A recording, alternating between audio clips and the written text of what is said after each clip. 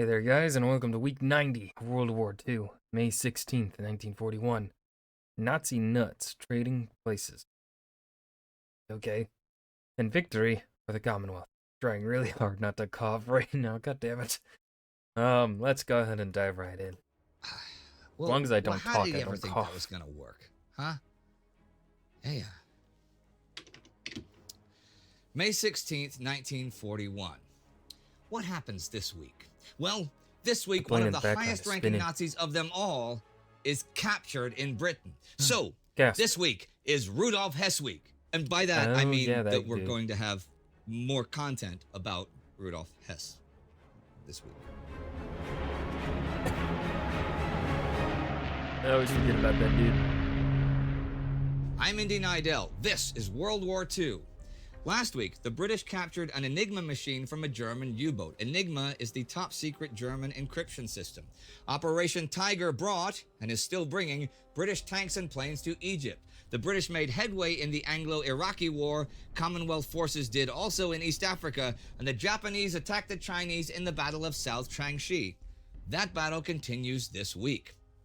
Last week, the Japanese split the Chinese forces in half, and now they try to surround those halves.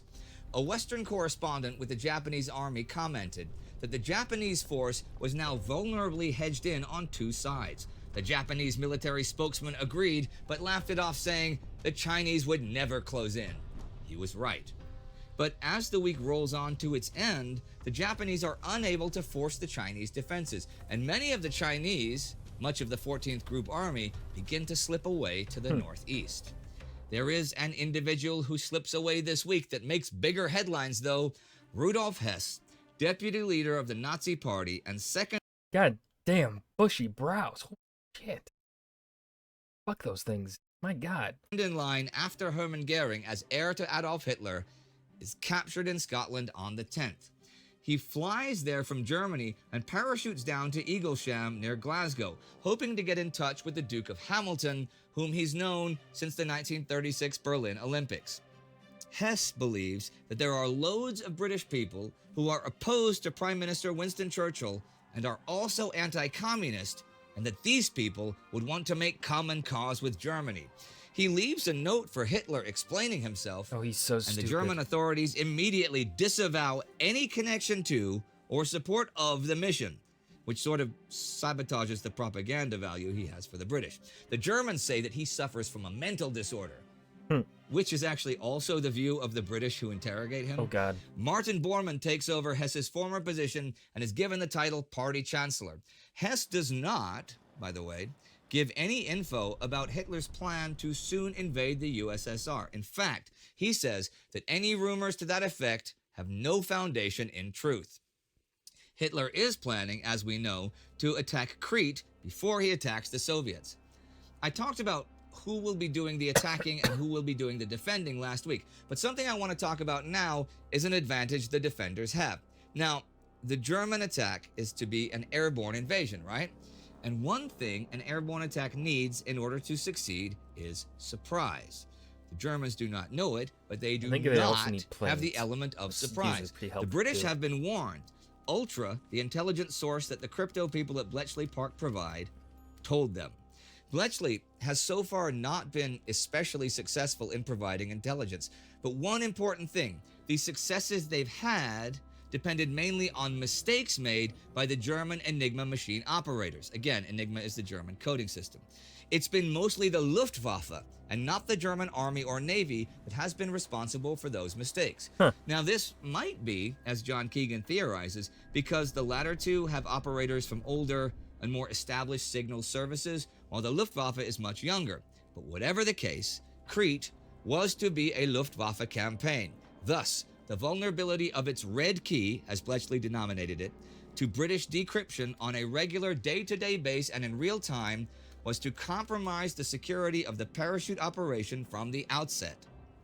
I mentioned 2 weeks ago that already in late April, the British knew that Operation Crete existed, but on May 6, Ultra gave the exact targets for the attack and that preparations were to be complete by the 17th.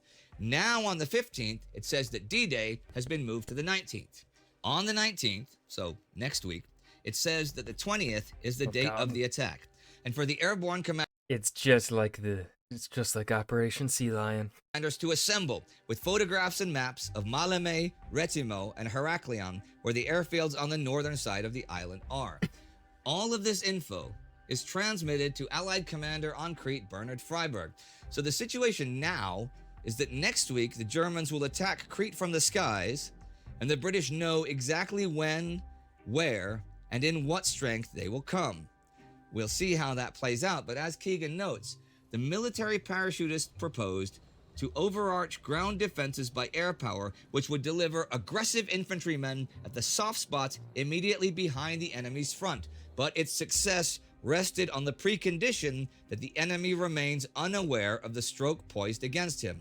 Otherwise, their helplessness during descent, the necessary lightness of the equipment they would use to fight if they survived, doomed them to undergo appalling losses against defenders who had been warned of their approach. That is also if the defenders take advantage of that warning. Freiberg has defenses at Heraklion and Retimo, but at Maleme, the Germans' main objective, has only one New Zealand battalion. That is because he The New Zealanders, they're enough. still believes, in spite of the intelligence, that an amphibious assault will come just west of Chania on the coast. On the 14th, the Germans begin massive aerial bombardment of Malta, trying to give the impression that it, and not Crete, is about to be attacked. 62 German and 15 Italian planes are shot down, but the British lose 60 fighters, half on the ground, and they are not easily replaced. There are also powerful Luftwaffe air attacks on Crete to prepare for the coming invasion. There are also Luftwaffe attacks on Britain itself. On the 10th, the House of Commons is damaged by an air raid. Hull, Liverpool, Belfast in Ireland, and shipbuilding facilities on the River Clyde are also hit. This is near the end of the Blitz, since Hitler needs his planes for the attack on the USSR. Unexploded bomb disposal squads have saved many British lives with their work over the months of the Blitz, but at a high death toll themselves. Now, one of those squads is made up of the Earl of Suffolk, his secretary, and his chauffeur. You may remember him as the guy who managed to get the heavy water and nuclear scientists out of France last. Now the fucking sun comes out, huh? After the previous episode where it was disappeared and it made my screen super dark. Now it's making me freaking. Fuck you, son. Summer during the German invasion. Well, on the 12th, they are working at disarming their 35th bomb when it suddenly becomes their last. The Earl is awarded the George Cross posthumously. Well, that's depressing. The British are making attacks of their own this week, though. On the 10th, British-led troops from the Jordanian Arab Legion take Rutba in Iraq. On the 12th, the USSR recognizes Rashid Ali's National Defense Government as Iraq's legitimate government. Rashid came to power in a coup last month, which is why the British are fighting. They are Hold on, we gotta fucking change this. Oh my god.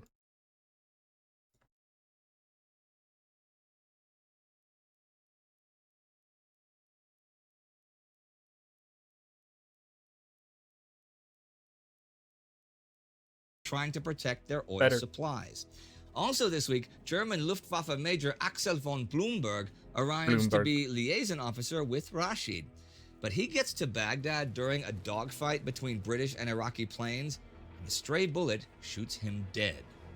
Also, the Japanese ambassador in Baghdad tells Tokyo that Rashid's resistance could not continue for more than 8 more days. The British intercept the message, so the RAF get permission to attack German aircraft on Vichy French airfields in Syria. They do so at Palmyra and Damascus airfields on the 15th. British air attacks are not only hitting the Germans in Iraq.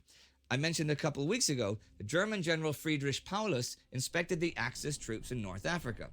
His report is sent to German High Command now on the 12th, and views the administrative and tactical situation of the Africa Corps with concern, with supply being the Germans' biggest problem. Because of British attacks by air, they have to rely on the 1,750-kilometer land route from Tripoli to supply the men who have Tobruk under siege and at the Egyptian border. And though the route it's pretty safe, They simply don't have the vehicles to do it properly. So Paulus says the security of harbors and the coastal shipping routes is the top priority. The next priorities in order are ammunition, fuel, vehicles, and artillery. And then after that, more troops. The British plan to attack in North Africa next month with Operation Battle Axe and have brought in huge numbers of planes and tanks to Egypt for that. But since German Field Commander Erwin Rommel had been fought to a standstill a couple weeks ago at Tobruk, Archie Wavell, in overall command of the British, really wants to hit him before he can recover. So without waiting for the new tanks, Operation Brevity is launched this week. The attack is designed to capture Halfaya Pass and the ground leading to the open spaces of the I think you mean recapture. Cyrenaica Plain. Intercepted German radio signals, especially those from Paulus's report, have convinced British Prime Minister Winston Churchill that the Axis are weak and overextended. William Gott commands the operation. His forces get held up at Fort Capuzzo. His tank force makes good ground until a German panzer regiment approaches and the British withdraw. The operation is a failure. But another British operation is a success in East Africa in the fight for Amba Alagi. On the 14th, Indian sappers used Bangalore torpedoes to blow into the enemy wire on the triangle position immediately south of the Amba. The Italians pull back, and then from Fortress Amba, Italian overall commander, the Duke of Aosta, sends General Battista Volpini out to negotiate surrender on the 16th. He is killed by local villagers, though. The Italians are not very popular with the locals. There are no more talks. 2 days from now, on the 18th, the Duke of Aosta will be the last to leave Amba Alagi, and what is left of the defeated remnants of the armies of Eritrea, Addis Ababa, and Dessie lay down their arms. There are still Italians at Jimma, the last important Italian city in southern Abyssinia, and the Nigerians will take that in early June.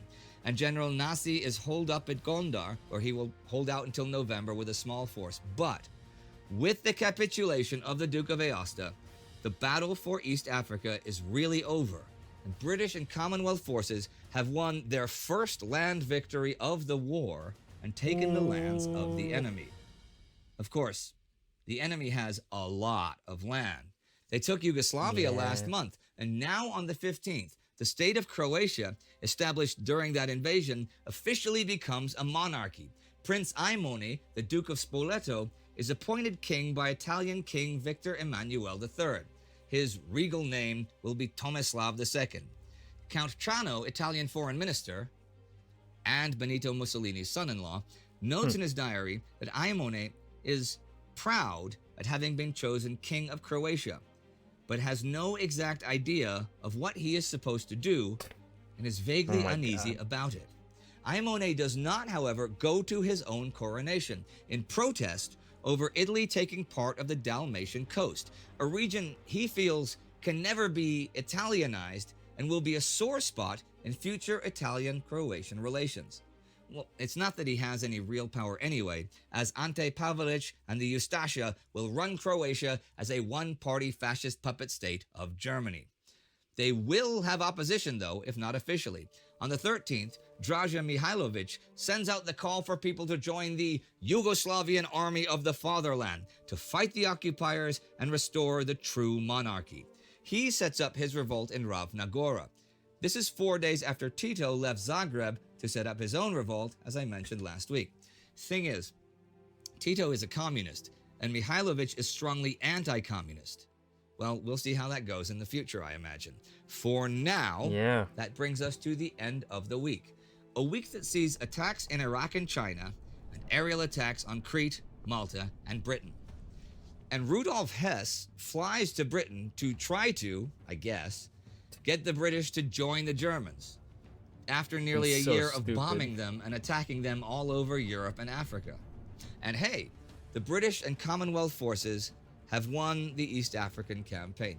You might not think it's a big deal, but to the British Empire, it's a huge deal. They won an actual victory that no one is in a position to contest. This is the first real Allied victory of the war. The ground gained in North Africa in the winter has already been lost. They've lost everywhere else on the ground, and now they've won. And That is a start. If you'd like to learn more about And that was week 90 of World War II, May 16th, 1941. Nazi nuts trading places in victory for the Commonwealth. There were some things that perhaps could be discussed more, but my voice is not in any sort of capacity to be able to do so. So, fortunately, this is what we've got. Leave your thoughts down in the comment section below, and I will see you guys in the next video. Peace.